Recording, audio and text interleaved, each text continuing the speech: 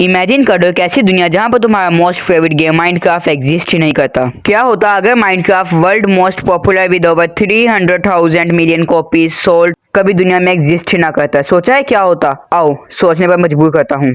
देखो, नॉच ने माइनक्राफ्ट से पहले एक और गेम भी बनाया था, रूबी डंक। ये था माइनक्राफ्ट का एक प्रोटोटाइप।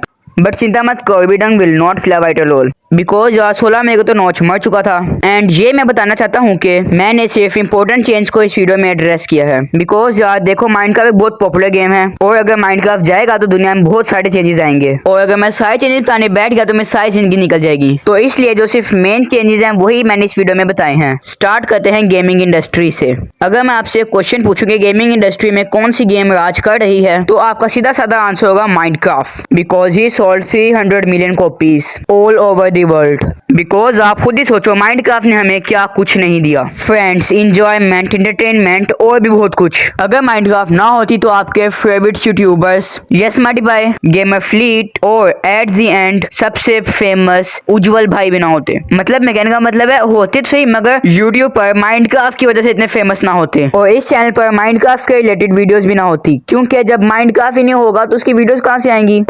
मैं थोड़े इमोशन में चला गया था मगर माइनक्राफ्ट ने हमारे साथ साथ यूट्यूब को भी बहुत कंटेंट दिया है। यूट्यूब पर माइनक्राफ्ट के कंटेंट की वजह से ही यूट्यूब ने बहुत सी पॉपुलैरिटी पकड़ी है, सिर्फ और सिर्फ माइनक्राफ्ट के कंटेंट से बहुत फेमस हुआ है। और इवन यहाँ तक कि अगर आप कोई नया चैनल भी बनाते हो तो उस पे माइनक्राफ्ट के कंटेंट पर बहुत ज्यादा व्यूज आते हैं। और जो ये मेरा चैनल है इस पे मैंने स्टार्टर कोई और गेम सीखा था मगर जब से मैं माइनक्राफ्ट की वीडियो बनाई है ना, मेरा चैनल बहुत ग्रो हो गया है। इसका मतलब क्या होता है कि माइनक्राफ्ट की ऑडियंस बहुत ज्यादा है according to other games. Literally आप लोग यकीन नहीं करेंगे, जब मैंने माइनक्राफ्ट शुरू किया तो मुझे ये भी नहीं पता था कि ग्लास कैसे बनता है मगर फिर जब मैंने माइनक्राफ्ट शुरू की तो उसके बाद में पता चला अच्छा ग्लास इस तरह बनता है। तो इससे हमें क्या पता चलता है कि माइनक्राफ्ट कुछ फीसद तक इंफॉर्मेटिव भी है। तो माइनक्राफ्ट में कुछ ऐसी चीजें भी आ जाती हैं जिससे हमें काफी मजा आता है, just like mods, map, addon, skins और भी बहुत कुछ। अगर माइनक्राफ्ट इस दुनिया में एग्जिस्ट ना करती तो हमारी जिंदगी काफी फीकी फीकी सी होती, हमें किसी चीज की तो कमी लग नहीं थी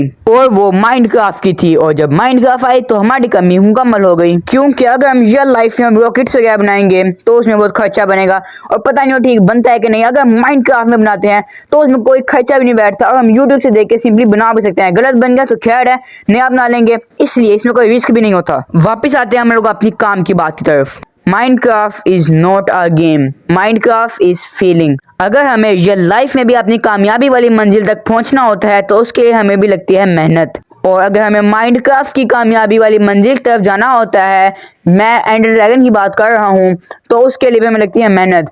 डायमंड का आर्मर बनाना, नेदराइट का आर्मर बनाना, स्वॉर्ड बनाना, पिकैक्स बनाना, ये सारी जगह हमारी मेहनत में ही काउंट होती हैं। इससे क्या होता है, हमारी पीवीपी स्किल्स अच्छी होती हैं ज़ॉम्बीज़ को मार के। जब हम किसी से फाइट करते हैं तो हमारी बेइज्जती नहीं होती उनसे हार के, ये होता है हमारा। और अगर हम लोग माइनक्राफ्ट को रियल लाइफ से कंपेयर करें तो माइनक्राफ्ट की वजह से ही रियल लाइफ का कुछ स्ट्रेस हमारा कम हुआ है क्योंकि अगर माइनक्राफ्ट ना होता तो हमारे शूटिंग गेम्स खेल खेल के हमारा सर दर्द करने लग जाता।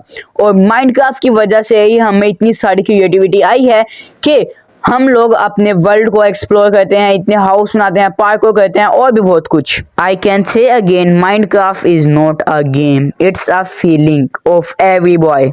माइनक्राफ्ट की वजह से ही हमें पता लगा है कि हम दुनिया को कितना एक्सप्लोर कर सकते हैं, इसलिए कहते हैं Minecraft is a feeling. Minecraft को आप लोग जितना एक्सप्लोर करते हो ये उतना एक्सप्लोर होता ही जाता है, जबकि अदर गेम्स में इतना नहीं होता। अदर गेम्स की छोटी सी लिमिट होती है मगर माइनक्राफ्ट की लिमिट काफी ज्यादा है।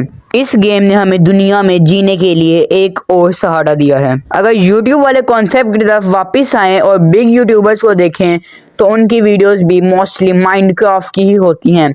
आप लोग world most biggest YouTuber mister beast का भी ले लो, वो भी माइनक्राफ्ट की ही वीडियोस डालता है अपने कुछ अदर चैनल्स पर। 3 साल पहले उसकी वीडियोस वही रहेंगी, उसके स्टार्टर्स तक की वीडियोस माइनक्राफ्ट की ही होती हैं।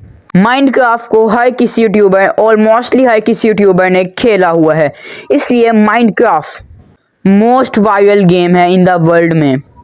मैं कहना चाहूँगा कि हमारे माइनक्राफ्ट से काफ़ी सारे इमोशंस जुड़े हुए हैं।